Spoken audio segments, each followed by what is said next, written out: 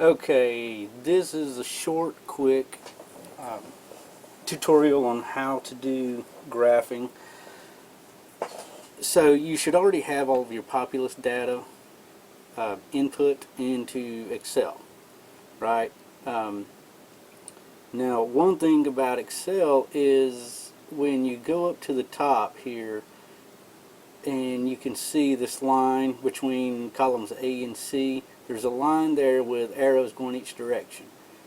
If you scroll over it to get that, you see if you go that way, you get a down arrow, that highlights the cell, that one highlights the cell.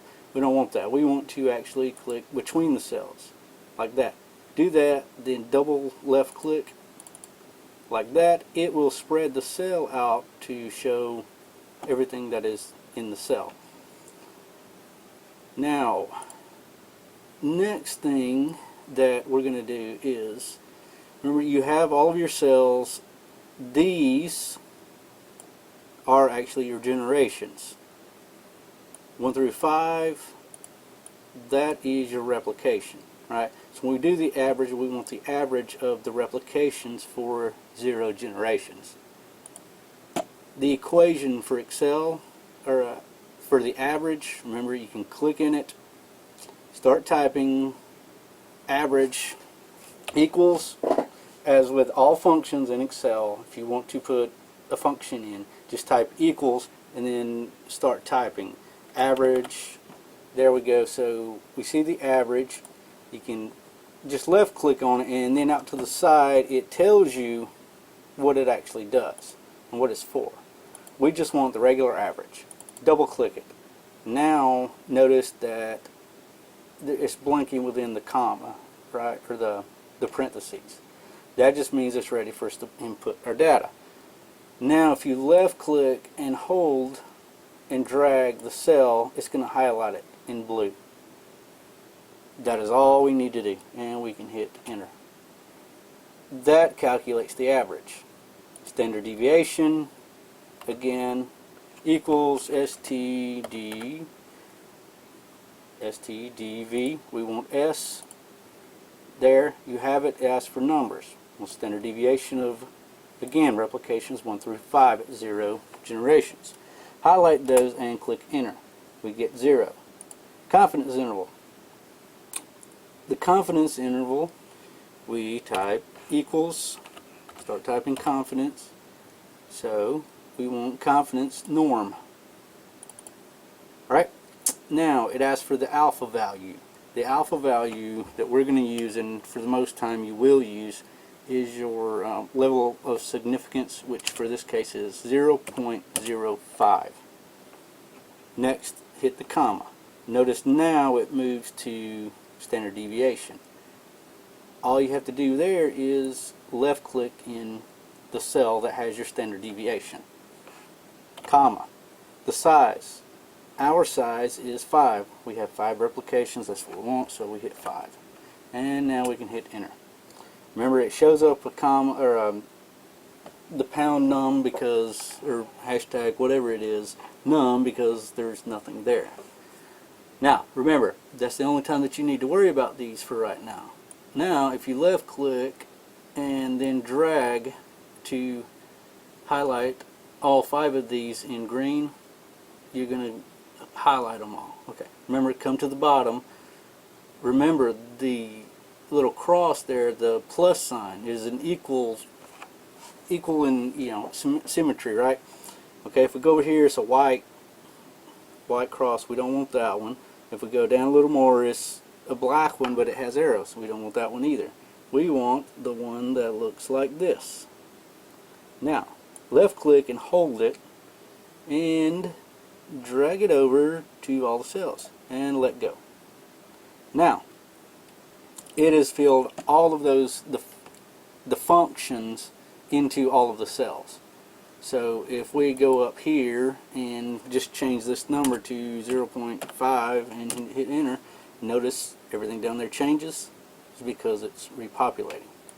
Now, remember, this is for Model 1. You have Model 2 data. Alright? Well, all you have to do is, again, you can left click, come over here, highlight all of these,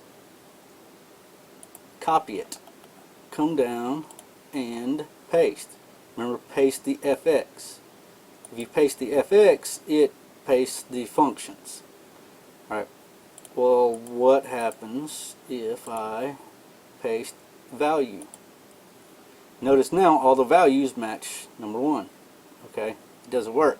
For that reason, it just pastes the actual numbers itself.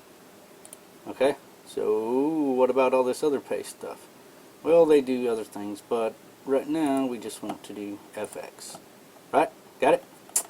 Okay, so you just do that for all 5 of your models. Now, what you have to do, you can highlight average, copy that, paste it right below the lower confidence interval, and nope, we want values, right?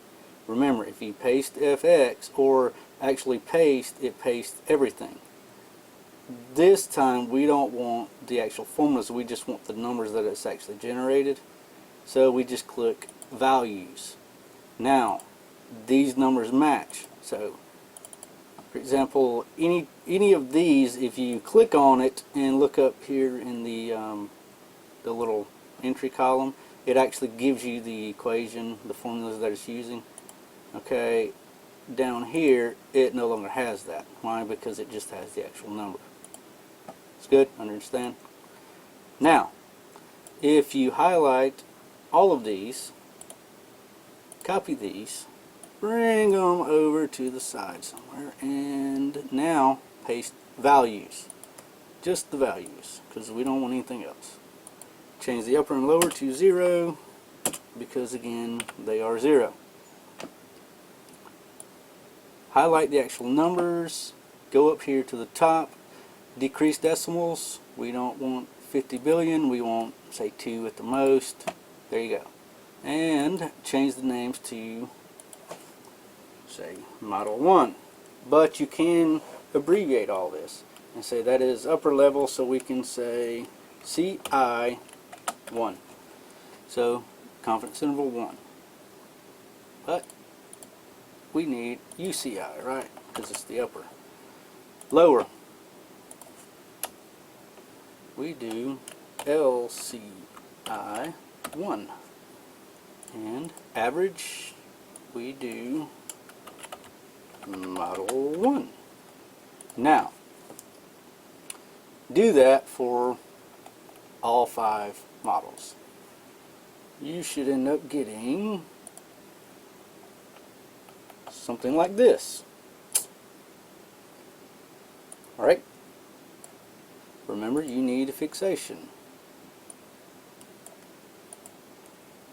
Now, once you have this set up, you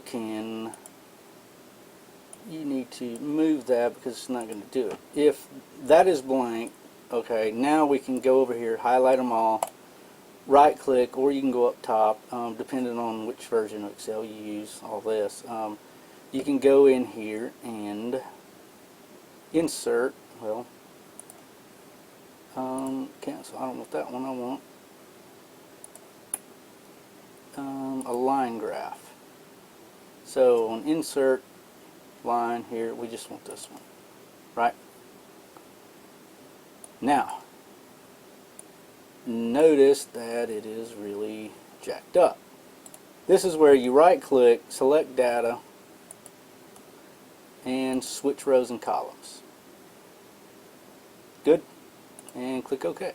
Now it's a lot different. Looks a lot better. You can always go up here to quick layout and adjust it to a good style. We don't want too much information. It gets confusing and it's kind of ugly. So we just want kind of a simple one. That is it. Now, again, depending on which version of Excel you have, you can click on the actual line itself. We have this one, we see that it's the upper confidence interval 1, right? Let's click on that and see what happens. Let's format the data series. Okay. My version of Excel, I can't remember how to use it. Okay. Here, plus sign. All these axis titles. We actually do want axis titles. Chart title, we want a chart title. I'm not sure. Oh, there it is. It is there. Make sure you label it correctly.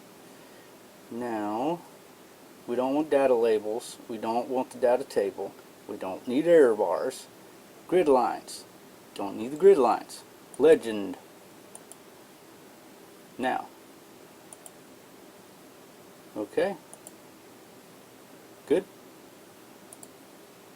See, and you have all these little options for it. Now, go here. Close that. Okay? Alright, go here. Right click on it. Notice it highlights the actual cells in the background.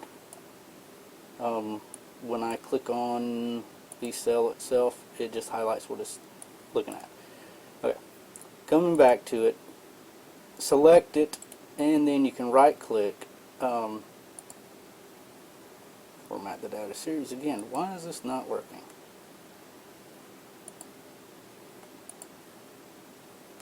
Oh, here we go.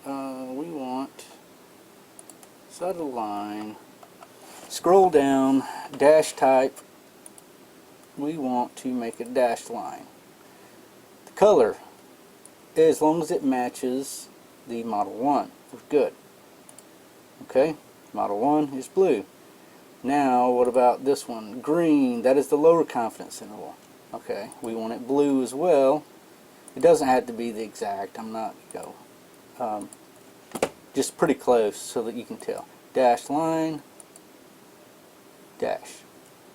Okay, now, select this one. What is this one? This is Model 2's upper confidence interval. Model 2 is what color? Purplish. Go back to it, select the color, find a color that's fairly close to what it is.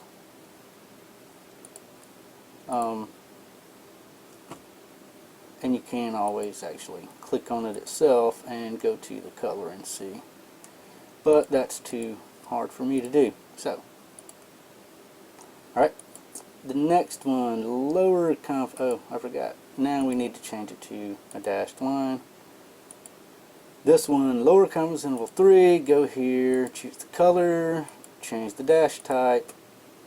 Good, right? Okay, do that for all of them. Now, once you have it, you can, we need to edit the data that is included. So, how do we find it? It is here somewhere. You may have to play around with it to get it to work right for you. Apparently I don't know this version of Excel too well. Let's see if deleting it will get rid of it. Yes, that does it. Okay. So here, make sure you select the actual interval. And as you do, it'll start getting better. Alright, this is what the end result should look like. This. It's good. Everything should be good to go. You can format your table nicely. Add some color to it a little bit. Don't overdo it. We don't need it really pretty. But this should be your end result. And that is it. Thanks for coming.